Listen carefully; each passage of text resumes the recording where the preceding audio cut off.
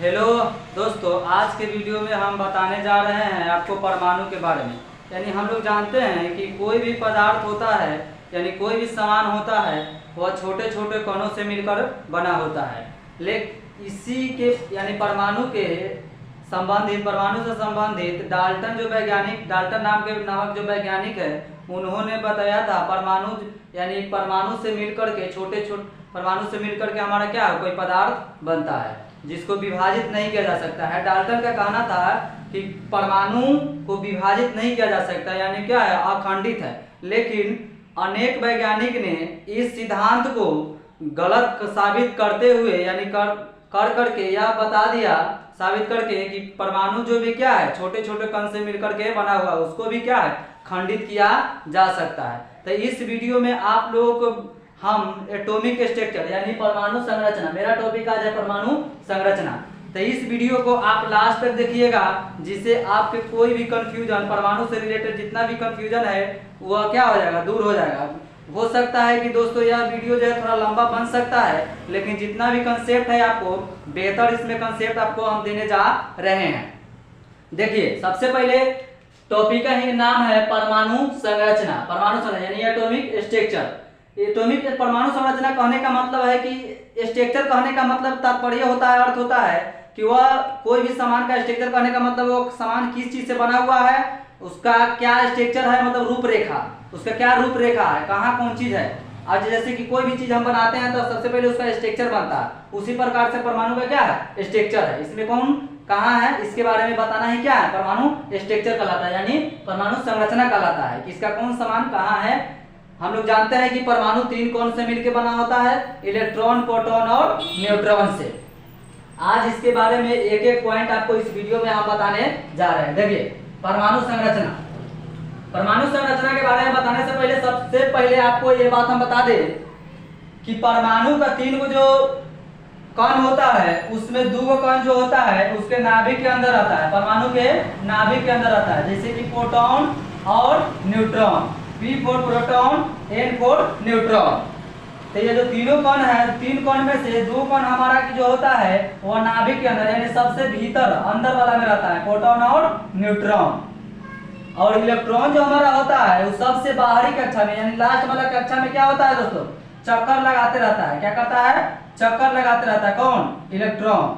आप देखिए, इसमें सबका इलेक्ट्रॉन और प्रोटॉन और न्यूट्रॉन के गुण के बारे में बताएंगे, प्रॉपर्टीज के बारे में आज हम बताने जा रहे हैं। देखिए, हम लोग तो जान गए कि प्रोटॉन और न्यूट्रॉन अंदर आता है सबसे, जिसको नाभिक कहते हैं, और इलेक्ट्रॉन होता है जो सबसे बाहर चारों तरफ चक्कर लगाते रहता है। यहाँ देखिए, वैलेंस इलेक्ट्रॉन किसे कहते हैं, ये चीज हम बताना है। सबसे बाहरी कक्षा में इलेक्ट्रॉन की संख्या वैलेंस इलेक्ट्रॉन कहलाता है, यानी संयोजकता, यानी सबसे बाहर कक्षा में जो इलेक्ट्रॉन चक्कर लगाते रहता है यानी घूमते रहता है चारों तरफ, उसी को क्या कहते हैं, वैलेंस इलेक्ट्रॉन कहते हैं। आप देखिए, इलेक्ट्रॉन पर आवेश जो होता है वह 1.6 गुने 10 के पावर -19 कूलम होता है। यह क्या होता है, ऋणात्मक होता है। इलेक्ट्रॉन पर कौन चार्ज होता है दोस्तों, ऋणात्मक चार्ज होता है। जैसे यहाँ लिखा गया, इलेक्ट्रॉन पर ऋणात्मक आवेश होता है, ऋणात्मक आवेश होता है, इलेक्ट्रॉन पर ऋणात्मक आवेश हो गया। अब इलेक्ट्रॉन का जो द्रव्यमान होता है वह होता है 9.1 गुने 9.16 गुने 10 के पावर -31 केजी। यह इसका क्या है, द्रव्यमान है। आप देखिए, अब न्यूट्रॉन के गुण के बारे में हम बताएंगे। न्यूट्रॉन जो हमारा है, न्यूट्रॉन उस पर कोई आवेश नहीं होता है। जैसे यहाँ देखिए, न्यूट्रॉन पर कोई आवेश नहीं होता है। ये वाला हमारा क्या है, न्यूट्रॉन जो नाभिक के अंदर आता है। तो न्यूट्रॉन पर कोई आवेश नहीं होता, नहीं प्लस नहीं माइनस चार्ज, यानी आवेशहीन होता है। और इसका द्रव्यमान जो होता है 1.67 गुने 10 के पावर -27 केजी। और प्रोटॉन का जो द्रव्यमान होता है 1.67 गुने 10 के पावर -27 केजी। और प्रोटॉन पर जो हमारा आवेश होता है वह धनात्मक आवेश होता है, यानी क्या होता है, प्लस चिन्ह होता है, वह धनात्मक होता है। तो इसे हम देख रहे हैं कि प्रोटॉन और न्यूट्रॉन, इस पर दोनों पर जो द्रव्यमान है वो क्या है, लगभग बराबर होता है। प्रोटॉन के द्रव्यमान हमारा इलेक्ट्रॉन के द्रव्यमान के क्या है, बराबर है। आप देखिए, अब आपको हम इस इलेक्ट्रॉन यानी कि इलेक्ट्रॉन जो हमारा एक कक्षा होता है, ये जो देख रहे हैं आप, पहला, दूसरा, तीसरा, चौथा, ये जो ये परमाणु होता है एक कक्षा की तरह, इलेक्ट्रॉन तो होता है लेकिन एक कक्षा की तरह चक्कर लगाते हुए रहता है। तो कौन कक्षा में कितना इलेक्ट्रॉन चक्कर लगाता है, कितना इलेक्ट्रॉन रहता है, इसके बारे में हम बताएंगे। देखिए जैसे 4 कक्षा होता है और भी कक्षा होता है के एल एम एन, लेकिन मेन रूप से 4 कक्षा के बारे में हम यहाँ बताएंगे, के एल एम एन।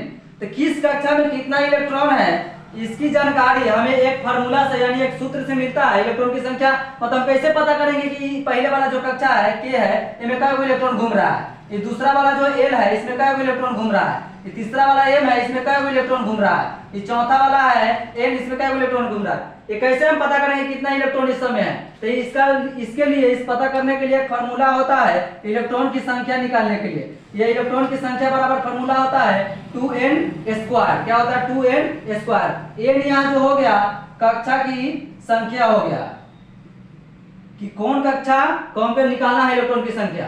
जैसे यहाँ चारों कक्षा लिए हैं के एल एम, कक्षा को इंग्लिश में कहते हैं ऑर्बिट। के जो हमारा हो गया फर्स्ट कक्षा हो गया, तो फर्स्ट कक्षा मतलब n के जगह हम क्या रखेंगे? 1 रखेंगे और फार्मूला में मान बैठा देंगे 2 गुना 1 के पावर 2 यानी 1 के स्क्वायर, तो 2 गुना 1 गुना 1 यानी 2। तो फर्स्ट जो के जो कक्षा है उसमें इलेक्ट्रॉन की संख्या हमारा कितना हो गया दोस्तों? 2 हो गया। अब दूसरा हमारा आ गया एल में, एल हमारा कौन कक्षा है? 2 नंबर वाला कक्षा है। एल हमारा 2 नंबर वाला कक्षा है, यह हमारा 3 है और यह हमारा क्या है? 4 है। तो एल की जगह यानी एन के जगह हम क्या रखेंगे? 2 रखेंगे। तो 2 गुना 2 के स्क्वायर 2 यानी 2 गुना 2 गुना 2, तो 2 दूना 4, 4 दूना 8, यानी दूसरा कक्षा में एल वाला कक्षा में इलेक्ट्रॉन की संख्या कितना हो गया? 8 हो गया। इस प्रकार से एम कक्षा की संख्या कितना है? तीसरा कक्षा है एम, तीसरा कक्षा है, तो एन के जगह हम क्या रखेंगे? 3 रखेंगे।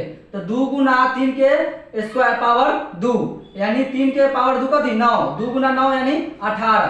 तो ये हमारा एम वाला जो है एम ऑर्बिट में यानी एम कक्षा में इलेक्ट्रॉन की संख्या कितना हो गया? 18 हो गया। आप देखेंगे अगला चौथा जो हमारा कक्षा है, चौथा कक्षा एन है, एन बराबर 4 यानी एन के जगह क्या रखेंगे? 4 रखेंगे। 2 गुना एन के पावर 4 के पावर 2, तो 4 चौका 16, 16 दूना 32। तो हमारा एन कक्षा में इलेक्ट्रॉन की संख्या कितना हो गया दोस्तों? 32 हो गया। इस प्रकार से इस फार्मूला की सहायता से हम किसी भी कक्षा में कितना इलेक्ट्रॉन है ये हम बता सकते हैं इस फार्मूले की सहायता से। तो ये जो फार्मूला है, सूत्र है, ये आपको इलेक्ट्रॉन की संख्या किस कक्षा में कितना है इलेक्ट्रॉन या बताने में आपका क्या करेगा? हेल्प करेगा। यह बहुत क्या है? महत्वपूर्ण है, यह बहुत महत्वपूर्ण है। अब इसके बारे में हम बता दिए। अब देखिए आगे हम बताने जा रहे हैं कि इलेक्ट्रॉन का जो द्रव्यमान होता है वो प्रोटॉन के द्रव्यमान के 1/1840 गुना अधिक होता है। यहाँ तो लिखे हैं इलेक्ट्रॉन के द्रव्यमान बराबर 1/1840 प्रोटॉन के द्रव्यमान, यानी इलेक्ट्रॉन का द्रव्यमान होता है, प्रोटॉन के द्रव्यमान कितना होता है? 1840 गुना होता है। अब देखिए इसमें परमाणु संख्या किसे कहते हैं? परमाणु संख्या क्या होता है? परमाणु द्रव्यमान क्या होता है? 2 चीज होता है, एक होता है परमाणु संख्या और दूसरा होता है परमाणु द्रव्यमान। तो परमाणु संख्या में यानी प्रोटॉन की संख्या या इलेक्ट्रॉन की संख्या, कोई भी तत्व है या कोई भी तत्व है उसमें जितने इलेक्ट्रॉन की संख्या होगा या प्रोटॉन की संख्या होगा वही हमारा क्या हो जाएगा? परमाणु संख्या हो जाएगा। लेकिन परमाणु द्रव्यमान कहने का मतलब है कि इसमें जितना प्रोटॉन की संख्या होगा और न्यूट्रॉन की संख्या होगा दोनों के जोड़ देंगे वही हमारा क्या हो जाएगा? परमाणु द्रव्यमान हो जाएगा। परमाणु द्रव्यमान और परमाणु संख्या 2 है, 2 चीज है, अलग अलग है दोनों। परमाणु संख्या मतलब प्रोटॉन की संख्या या तो इलेक्ट्रॉन की संख्या। किसी भी मान लीजिए कि हम जानते हैं कि ऑक्सीजन का परमाणु संख्या कितना होता है? 8 होता है, लेकिन ऑक्सीजन का परमाणु द्रव्यमान कितना होता है? 16।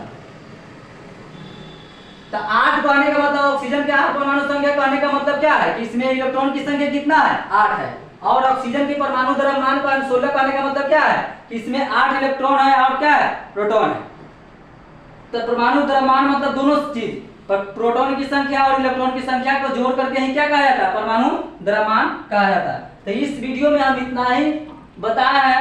आपको अगर यह वीडियो अच्छा लगे, इस प्रकार से और भी वीडियो इस पर जितना भी यह जो टॉपिक था एटॉमिक स्ट्रक्चर था यानी परमाणु द्रव्यमान था, जो 9वीं कक्षा और 10वीं कक्षा के लिए अति महत्वपूर्ण है और कंपटीशन पॉइंट ऑफ व्यू से भी अति महत्वपूर्ण था। हमको पूरा उम्मीद है कि यह वीडियो से आप कुछ न कुछ सीख मिला होगा। तो इस वीडियो को अधिक से अधिक अपने दोस्तों के पास शेयर कीजिए और इस लाइफ स्टडी चैनल को लाइक कीजिए और सब्सक्राइब कीजिए। आज के वीडियो में इतना ही, फिर मिलेंगे अगले वीडियो में। Thank you so much.